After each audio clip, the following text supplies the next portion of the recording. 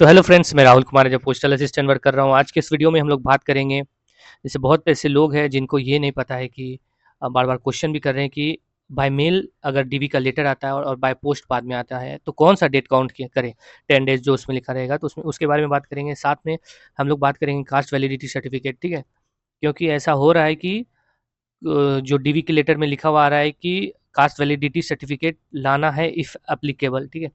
उसके बारे में बात करेंगे। साथ में जैसे बहुत ऐसे डिवीज़न हैं जिसमें से कि मान लो 200 लोग हैं तो 190 लोगों को डीवी का लेटर चला गया, 10 लोग अभी बचे हुए हैं, तो उनको क्या करना चाहिए? और और भी बहुत कुछ है जो कि धीरे-धीरे हम आपके साथ शेयर करते जाएँगे, ठीक है? तो चलो वीडियो स्टार्ट करते हैं। अगर जो भी नए हो चैनल को ज़रूर सब्सक्राइब करना। पोस्टल असिस्टेंट से रिलेटेड कुछ भी जानकारी चाहिए तो आप कमेंट करो, रिप्लाई किया जाएगा, ठीक है?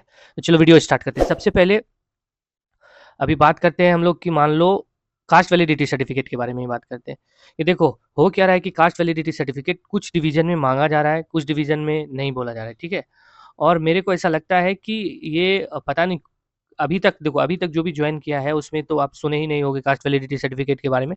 लेकिन क्यों इस बार ऐसा मतलब किया जा रहा है वो पता नहीं। लेकिन हाँ, इससे डरना भी नहीं है, क्योंकि मेरा यही कहना है कि देखो, जैसे हम लोग रीएलोकेशन डाक भवन में कॉल करके सब कुछ किए, ठीक?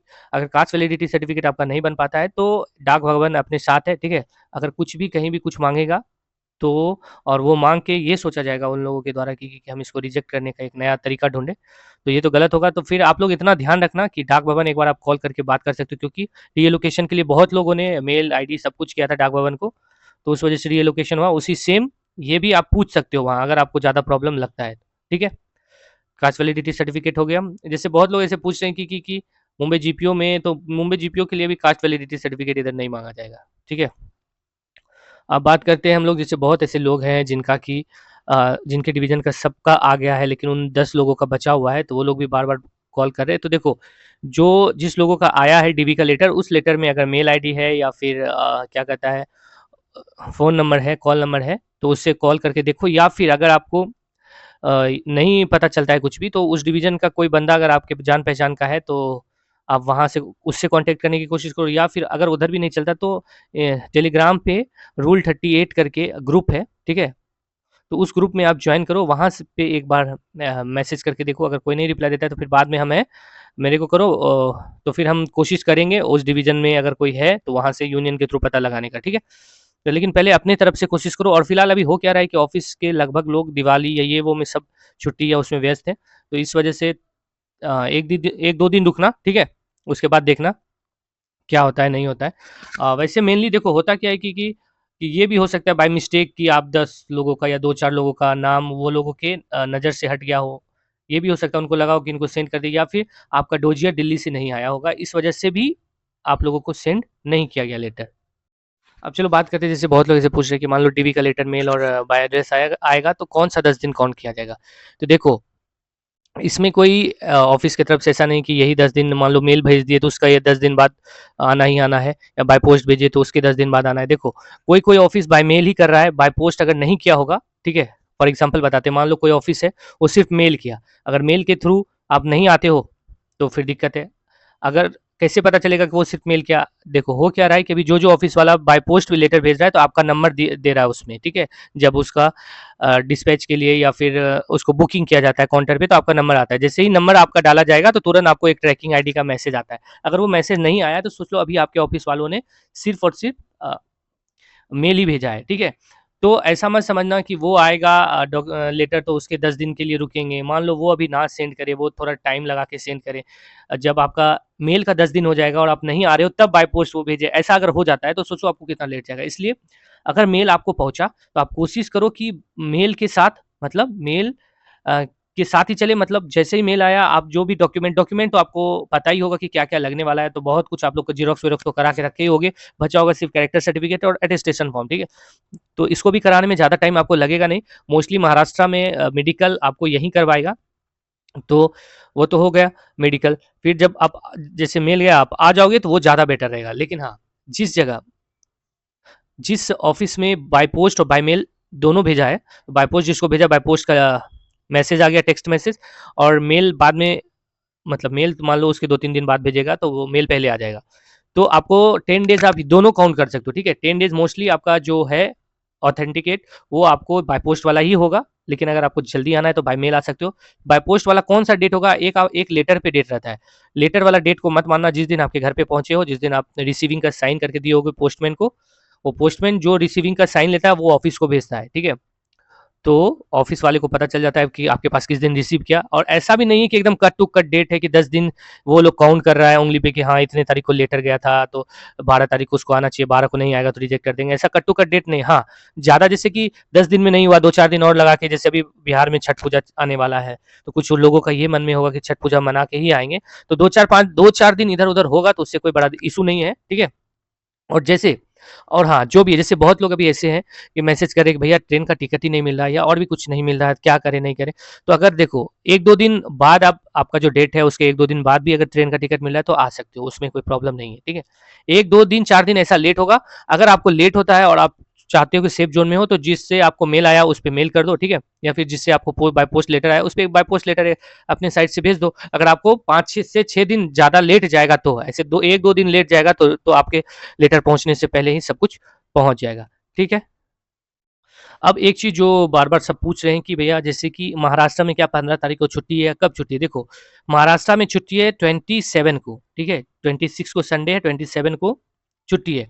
और डिवीज़न ऑफ़िस, क्योंकि आपका डिवीज़न ऑफ़िस सारा वर्क करेगी, तो उस 25 को सैटरडे है, 26 को संडे है, 27 को मंडे है। तो ये लगातार 3 दिन छुट्टी रहेगा, तो इस चीज़ को आप लोग ध्यान करके रहना, ठीक है? और एक चीज़ ध्यान करना कि जब भी टिकट लेना, तो मान लो आपको पता ही है कि सैटरडे को डिवीज़न बंद रहता है, लेकिन हाँ, एक चीज़ याद रखना कि मुंबई जीपीओ सैटरडे को बंद नहीं रहता, सिर्फ डिवीज़न ऑफिस बंद रहता है, मुंबई जीपीओ खुला रहेगा। आपको मुंबई जीपीओ वाले आप आराम से आ सकते हो, आपका डॉक्यूमेंट वेरिफिकेशन होगा, ठीक है। तो आपको टिकट बुक कैसे करना है? जैसे दिल्ली से भी 17 से 18 घंटा लगता है ये आने का, तो वो लोग संडे का या सैटरडे का रात का टिकट कर सकते हैं, ताकि मंडे को सुबह में यहाँ पहुँच जाए, या नहीं संडे को पहुँच जाए और मंडे से डॉक्यूमेंट वेरिफिकेशन करवा ले, या संडे का जिसको 12 से 16 घंटे के बीच लगता है, ठीक है? तो वो ज़्यादा पहले मत आना। वो ऐसा ट्रेन करना कि मंडे के सुबह में आपको पहुँचाए, फिर आराम से फ्रेश व्रेश होके डायरेक्ट ऑफिस ही जाओ। हाँ, जिसको 36 घंटा 30 घंटा ऐसा लगता है, तो वो सैटरडे का ट्रेन रखना, ताकि एक दिन आपका कुछ टाइम सैटरडे को जाए, फिर कुछ 24 घंटा संडे को जाए, फिर मंडे से आपका डॉक्यूमेंट वेरिफिकेशन होना स्टार्ट हो जाए। उसके बाद, क्योंकि देखो डॉक्यूमेंट वेरिफिकेशन में 1-2 दिन जाएगा, चलो मंडे ट्यूसडे मान लो गया, उसके बाद आपका फिर मेडिकल के लिए जाओगे। जैसे ही मेडिकल आपका कंप्लीट होगा, ठीक, तो मेडिकल कंप्लीट होने के बाद फिर आपका मान लो सैटरडे आ गया मेडिकल, क्योंकि मेडिकल एक दिन आपको मेडिकल में लगेगा, एक दिन मेडिकल या 1 से 2 दिन मेडिकल में जाएगा, फिर उसका रिपोर्ट आने में 2 दिन 4 दिन, तो लगभग आपके पास जाएगा ही जाएगा। तो 4 दिन फिर इधर सैटरडे आ गया, तो फिर तुरंत आप ऑफिस आके वो लेटर जमा नहीं कर पाओगे। तो और अगर बाद में आप आते हो तो फिर आपको गैप आएगा, ठीक है। मान लो बहुत लोग ऐसे हैं जो कि मंडे या ट्यूसडे या वेडनेसडे को टिकट लेंगे, तो वो पहुंचेंगे, तो फिर ये सैटरडे संडे आपको बीच में आ जाएगा, तो वहां से आपको प्रॉब्लम होगा। क्योंकि अगर नेक्स्ट वीक जाता है, मतलब आप जिस वीक में आओगे उसके नेक्स्ट वीक जाएगा, मतलब 25 तारीख वाले डेट में आप आ जाओगे, तो उसमें 25, 26 और 27 3 दिन लगातार छुट्टी रहेगा, तो उसमें फिर आपको 3 दिन बेकार का यहाँ पे वेस्ट करना पड़ जाएगा। ओके, तो ये सब सोच के आना है। और हाँ, ये नहीं सोचना है कि अरे बाय पोस्ट लेटर आएगा तो उसके 10 दिन बाद जाएंगे। अगर आप फ्री हो, आप सारा डॉक्यूमेंट क्लियर करवा लिए हो, सब कुछ आप बनवा लिए हो, और आपका डॉक्यूमेंट जो आपको डीवी के लेटर में आया उसके थ्रू चलना है, ठीक है।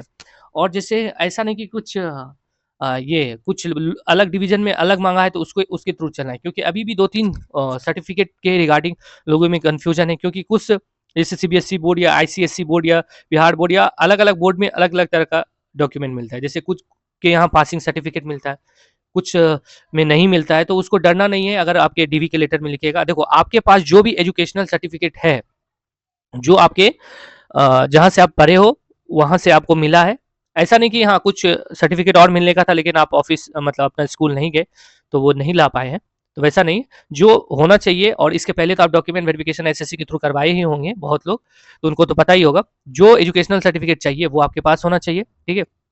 अगर आप किसी कास्ट से बिलोंग करते हो, कास्ट सर्टिफिकेट, बहुत लोगों का एनसीएल, जैसे OBC mainly NCL mainly OBC के लिए लगता है, तो एनसीएल देखो नॉन क्रीमी, आप जब ओबीसी बनाओगे तो देखना एक जगह ये मेंशन क्या रहेगा, नॉन क्रीमी, ठीक है। और बहुत लोग एज सर्टिफिकेट के बारे में पूछे कि एज के लिए क्या लाए, तो देखो आपके पास ओबीसी सर्टिफिकेट या एससी/एसटी सर्टिफिकेट है, वो लगभग एज ही सर्टिफिकेट है, ठीक है, इसलिए अलग से कोई एज सर्टिफिकेट नहीं होता। उसके एज सर्टिफिकेट अलग से कब होता है, जैसे आप सेंट्रल गवर्नमेंट का एम्प्लॉय हो गए, और आपका एज जाने वाला है, तो उसमें क्या होता है, सेंट्रल गवर्नमेंट के एम्प्लॉय होगे तो कितना उसका 3 साल या 4 साल वर्किंग होने के बाद या 5 साल ऐसा कुछ है, आपका एज जो है 40 ईयर्स तक आप एग्जाम दे सकते हो, तो उसमें आपको ऑफिस से एज रिलैक्सेशन सर्टिफिकेट लेके जाना पड़ेगा, ऐसा रहता है। तो ये हो गया। और फिर आपके पास क्या होना चाहिए, आपका आधार कार्ड, पैन कार्ड होना चाहिए, ठीक है। पैन कार्ड बहुत लोग ऐसे बोल रहे हैं कि मस्ट है क्या, जी हाँ मस्ट है, क्योंकि जो आपका न्यू पेंशन स्कीम का जो भी अकाउंट ओपन होगा वो आपके थ्रू नहीं होता है, एनएसडीएल के थ्रू होता है, उसमें आपको वो पैन कार्ड नंबर चाहिए और साथ में एक कोई भी नेशनलाइज्ड बैंक का अकाउंट नंबर होना चाहिए। उस नेशनलाइज्ड बैंक के अकाउंट नंबर में आपका एनपीएस का पैसा नहीं आएगा, लेकिन उनको कुछ लगता है उसमें, उसका आईएफएससी कोड और उसका नंबर। अगर आपके पास अभी आने से पहले आप अपने पैन मतलब आपका जो पासबुक होगा उसका फर्स्ट पेज का प्रिंट ले लेना, या फिर आप कैंसल चेक है वो ले लेना, ठीक है। और अगर देखो बहुत लोग ये वीडियो को नहीं बहुत लोगों के पास नहीं पहुंचेगा, तो जो भी आपका दोस्त है अलग डिवीजन में हुआ है तो उन लोगों को इस बात का जरूर शेयर करना, ठीक है। नहीं तो बाद में क्या होगा, आप यहाँ आओगे, यहाँ पे स्टेट बैंक में जाके ओपन करवाना पड़ेगा, आपके आधार नंबर में एड्रेस दूसरा है, फिर वो कहेगा कि ऑफिस से एड्रेस वेरीफाई करवा के लाओ, तो थोड़ा सा यहाँ पे प्रॉब्लम क्रिएट हो सकता है, थोड़ा सा। ले और अगर आप अपने सिटी से खुलवा के लाओगे तो आपको कोई टेंशन नहीं होगा। हाँ, लेकिन जैसे बहुत लोग पूछते हैं क्या ये चीज़ डॉक्यूमेंट वेरिफिकेशन में ही लगेगा, नहीं, ये डॉक्यूमेंट वेरिफिकेशन में नहीं लगेगा, जब आप ज्वाइन कर जाओगे उसके बाद आपको एनपीएस का फॉर्म फिल करना पड़ता है, ठीक है। तो उस जगह लगेगा, तो एनपीएस का फॉर्म जरूर ले लेना। आधार कार्ड, अब बहुत लोग ऐसे पूछते हैं भैया मेरे आधार कार्ड में एड्रेस अलग है और मेरा जो एड्रेस हम ऑफिस को दिए हैं वो अलग है, तो उससे कोई दिक्कत नहीं हो, address doesn't matter, address matter नहीं करता है, ठीक है। अभी पूछे पुलिस वेरिफिकेशन कहाँ पे होगा, किस एड्रेस पे होगा, तो देखो पुलिस वेरिफिकेशन के लिए भी आप टेंशन मत लो। पुलिस वेरिफिकेशन जो आप एड्रेस मेंशन किए होगे उस पर भेजा जाएगा, अगर वहां से पुलिस वेरीफाई होकर नहीं आएगा, पुलिस ये भेजेगा कि अभी ये लोग यहाँ 2-3 साल से नहीं रहता है, तो ऑफिस या डिवीजन ऑफिस आपको बुलाएंगे, आपसे पूछेंगे कि आप कहाँ रहते हो, वहाँ का एड्रेस दो, तो पुलिस वेरिफिकेशन के लिए जाएगा, ठीक है। या फिर आपको ये बोलेंगे कि आप वहाँ जाके कुछ दिन रह के या आपके फादर को भेज के पुलिस वेरीफाई करके दो। इसलिए पुलिस वेरिफिकेशन या और किसी भी चीज़ से डरना नहीं है। मेनली आप अभी सिर्फ ये सोच के चलो कि मेरे को यहाँ आना है, यहाँ कहाँ, मतलब जहाँ भी आप डीवी के लिए जा रहे हो, जो भी आपके पास एजुकेशनल सर्टिफिकेट है वो लेके आना है। ये सब नहीं सोचना है कि जाएंगे तो कितना दिन लगेगा ज्वाइनिंग में, क्या मेरा डॉक्यूमेंट वेरिफिकेशन होने की कितने दिन बाद ज्वाइन कराएगा, ये सब नहीं। आप आओ, आने के बाद आपको खुद पता चलेगा, क्योंकि देखो हर डिवीजन का अलग अलग प्रोसेस है। एग्जैक्टली जैसे बहुत लोग मेरे से पूछते हैं भैया कितना दिन लगेगा ज्वाइनिंग में, तो देखो एग्जैक्टली कोई टाइम नहीं है, ठीक है। मान लो तुम्हारा जो साइन करेगा ज्वाइनिंग लेटर पे, ठीक है, वो ऑफिसर ही 5 दिन नहीं आया, तो 5 दिन आपको रुकना ही पड़ेगा, ठीक। तो इसलिए हाँ, एक चीज़ आप कर सकते हो कि आप डॉक्यूमेंट वेरिफिकेशन और मेडिकल जल्दी-जल्दी करवाओगे तो आपका काम जल्दी होगा। थोड़ा प्रेशर उन पे बनाना। और रही बात, जैसे अभी लोग पूछ रहे हैं कि आएँगे भैया तो कहाँ रहेंगे, किधर रूम मिलेगा? देखो सब एडजस्ट हो जाएगा। आप जैसे ही आओगे, जैसे ही ट्रेन से पैर नीचे रखोगे, वो सब कुछ एडजस्ट हो जाएगा कहीं न कहीं। ऐसा नहीं है कि आपसे पहले यहाँ लोग नहीं रह रहे हैं, लोग रह ही रहे हैं। हाँ, स्टार्टिंग में आपको लगेगा कि अरे यार होटल महँगा है, तो कुछ दिन का बात रहेगा। उसके बाद एक बार आप जब जॉइन कर लोगे, रूम मिल जाएगा सब कुछ, तो सारा कुछ ओके हो जाएगा। किसी भी चीज़ के लिए आपको टेंशन नहीं नहीं रहेगा, ठीक है? तो अभी आपको कुछ नहीं सोचना है, सिर्फ डॉक्यूमेंट वेरिफिकेशन के बारे में सोचना है। उसमें क्या-क्या डीवी में पूछा गया है, क्या-क्या लेके आना है, वो सब कुछ आपके पास है या नहीं है, ठीक है? और मोस्टली सारे डिवीज़न में सब कुछ सेम ही है। एजुकेशनल देखो सब में सेम क्या है, एजुकेशनल सर्टिफिकेट, कास्ट सर्टिफिकेट, ठीक है? कास्ट वैलिडिटी अलग-अलग जगह अलग-अलग सुन रहे हैं, और फिर आपका पैन कार्ड, आधार कार्ड, और एक एक्स्ट्रा हम जोड़ रहे हैं नेशनलाइज्ड बैंक का अकाउंट नंबर या कैंसल चेक या उसके पासबुक का फर्स्ट पेज का प्रिंट, ठीक है? एक्स्ट्रा एक हम जोड़ ऐड कर रहे हैं। जैसे आने के साथ जैसे लोगों का पूछना है भैया यूनिफॉर्म क्या रहेगा, देखो फॉर्मल जीन्स चलता है ना, जीन्स पहन सकते हो, फॉर्मल शर्ट पहन सकते हो। कहीं कहीं देखो तुम खुद आओगे तो अब तुमको जैसे राउंड गला का टी शर्ट पहनने को अच्छा नहीं लगेगा, लेकिन आ- आने के बाद आपको सब कुछ पता चल जाएगा। वैसे नॉर्मली जीन्स पहन सकते हो, सैंडल पहन सकते हो, शर्ट आपके पास है तो शर्ट कोई भी पहन सकते हो, जो कि एक ऑफिस में चलना चाहिए, ठीक है। वो आप पहन सकते हो, उसके लिए कोई टेंशन नहीं, क्योंकि आप लोग बोल रहे थे भैया मैंने उतना चीज़ लाना है, कपड़ा लाना है, तो क्या-क्या, ठीक है, चलेगा। और यूनिफ़ॉर्म ये हो गया, आप पहन के आ सकते हो। एक चीज़ और है, जैसे बहुत लोग पूछते हैं क्या भैया अगर हम वेरिफ़िकेशन में आ रहे हैं तो क्या ऑफ़िस हमको रहने का, खाने-पीने का कुछ देगी क्या, या फिर जो हमारा 15 दिन का इन हाउस ट्रेनिंग रहे होगा उसमें क्या हमको ऑफिस कुछ खाने पीने रहने का कुछ देगा? कुछ नहीं देगा, सब कुछ आपको खुद से एडजस्ट करना पड़ेगा, ठीक है। इसलिए आप ऑफ देखो आप आओ खुद के भरोसे, किसी के भरोसे पे मत आओ, और अब सब कुछ यहाँ मिल जाएगा, ऐसा टेंशन मत लो, ठीक है। क्योंकि मुंबई है, जैसे एक्चुअल में हुआ क्या है कि इतना हाइपर करके सब कुछ बताया गया है, तो उस वजह से सबको इतना डर रहा है। नॉर्मली और कोई भी स्टेट या फिर गए लोग तो उतना उन लोगों को टेंशन नहीं, क्योंकि और एक्चुअल में यहाँ महँगा और भीड़ तो है ही, ये तो हम बोलेंगे कि ऐसा नहीं है कि महँगा और भीड़ नहीं है, लेकिन देखो धीरे-धीरे सब एडजस्ट हो जाएगा, ठीक है? और आप लोग ये सोच के चलो कि पढ़ के आगे निकलना ही है, फिलहाल एक जॉब हो गया तो अपने दिमाग से टेंशन गया, ठीक है? और पढ़ के आप आगे निकल ही जाओगे, इसमें तो कोई शक भी नहीं है, ठीक? और चलो लास्ट में जाते-जाते अब मेरा जो डिवीज़न है मुंबई जीपीओ उसके बारे में बताते हैं कि देखो हाँ, जो भी है आप लोग जिनको भी लेटर का मैसेज नहीं आया है डिस्पैच का आपके, तो वो आज हम कोशिश करते हैं पता करने का, अगर पता जैसे ही चलेगा आप लोगों को रिस्पॉन्स देंगे, ठीक है? और एक बात और है कि जैसे आप आओगे तो अच्छा ही लगेगा, क्योंकि मुंबई में यहाँ पे कल्चरल इवेंट बहुत होता है, जैसे-जैसे हर चीज़ में, ऐसा नहीं कि आप लोगों को लगेगा कि अरे यार हाँ, लैंग्वेज में थोड़ा बैरियर हो सकता है आप लोगों के साथ, लेकिन जैसे बहुत लोग पूछते थे कि भैया क्या लैंग्वेज इश्यू होगा क्या? देखो स्टार्टिंग में तो होगा ही, क्योंकि एक अलग ही लैंग्वेज आ जाने के कारण थोड़ा बहुत तो समझ में नहीं आता, लेकिन जैसे 4 से 5 महीना आप रहोगे, वो सब कुछ क्लियर हो जाएगा। और जैसे बहुत लोगों को लगता होगा कि अरे यार काउंटर पे बैठेंगे, देखो काउंटर पे बैठोगे तो नॉर्मली कैश डिपॉजिट विड्रॉल और भी कुछ थोड़ा बहुत काम रहता है, तो उतना पब्लिक अपने से बोलती नहीं है, वो कैश डिपॉजिट विड्रॉल बोलेगी, तो वो आपको समझ में आ जाएगा कि उसका क्या मतलब, उसका वर्ड क्या होता है नहीं होता। वैसे तो आप अगर मतलब ये सोच के आओगे कि मेरे को सीखना ही नहीं, मेरे को यहाँ नहीं रहना, तो फिर नहीं सीख पाओगे। अगर आप आओगे और ये ध्यान में रहेगा, अगर नया चीज, देखो नया चीज सीखने में हमेशा आगे रहना चाहिए, ठीक है? एक चीज अगर आप ये नया सीख लोगे तो फिर आपको ही अच्छा रहेगा, क्योंकि आप कहीं जाते हो, मान लो यहाँ नहीं, कोई और जगह गए और यहाँ का लैंग्वेज बोल रहा है, महाराष्ट्र का लैंग्वेज बोल रहा है, तो कम से कम आपको समझ में आएगा, तो आपको ही अच्छा लगेगा, ठीक है? और छुट्टी-वुट्टी का तो आपके डिवीज़न पे डिपेंड करता है कि छुट्टी का वर्कलोड भी आपके डिवीज़न पे डिपेंड करता है कि कैसा वर्कलोड होगा, नहीं होगा। रही बात रूम रेंट, तो रूम रेंट के बारे में तो लगभग आप लोगों को पता चल ही गया है कि कहाँ पे क्या है, रूम रेंट नहीं है। और आने-जाने का तो आपको पता ही है, बहुत लोग अभी बोल रहे हैं क्या भैया ट्रेन का से नहीं है तो प्लेन से आ जाए क्या? तो आ जाओ, वो सब आप पे डिपेंड करता है। आ जाओगे तो आपको भी एक बार फर्स्ट टाइम, बहुत लोग ऐसे होंगे कि घर से भी दूर नहीं गए होंगे तो फर्स्ट टाइम ही चढ़ेंगे, तो वो भी बेटर हो जाएगा, ठीक है? आने-जाने का। और उसके बाद तो हर साल से एक बार सरकार साल में आपको देगी ही आने-जाने का खर्च, लेकिन वो 1 साल कंप्लीट करना पड़ेगा आपका जॉब, ठीक है? तभी सरकार, गवर्नमेंट आपको देगी पर ईयर आने-जाने का, ठीक है? तो आप आओ। और देखो हर जगह कल्चरल इवेंट होता है। आज ही देखो हमारे ऑफिस में है, मतलब हम लोगों को बोला गया है कि कुर्ता पैजामा पहन के आने के लिए। और बहुत जगह मतलब मुंबई में दिवाली दशहरा में रहोगे तो आपको पता चलेगा कि हाँ, कोई फंक्शन हो रहा है, क्योंकि ऑफिस उसी तरह से सजा रहता है, ठीक है? आपको दिखाएँगे भी वीडियो, ये तो वीडियो पहले ही डाल देंगे। शाम को आपको दिखाएँगे क्या आज हमारे यहाँ नॉर्मल सा, मतलब हम लोग हमारे सेक्शन, हर सेक्शन वाला अलग-अलग थोड़ा बहुत कलेक्शन करके करते हैं, ठीक है? तो आपको अच्छा लगेगा आने-जाने सब कुछ करने में। तो चलो मिलते हैं नेक्स्ट वीडियो में, और आप लोग आओ, आप लोगों से मिलते हैं, और थोड़ा बहुत कुछ और भी लगता होगा कि जानकारी चाहिए तो कमेंट करो, कोशिश करेंगे रिप्लाई करने का, ठीक है? और अगर नए हो तो चैनल को सब्सक्राइब करो, भाई को सपोर्ट करो, आगे बढ़ाओ, ठीक है? चलो बाय, और अच्छे से रहो।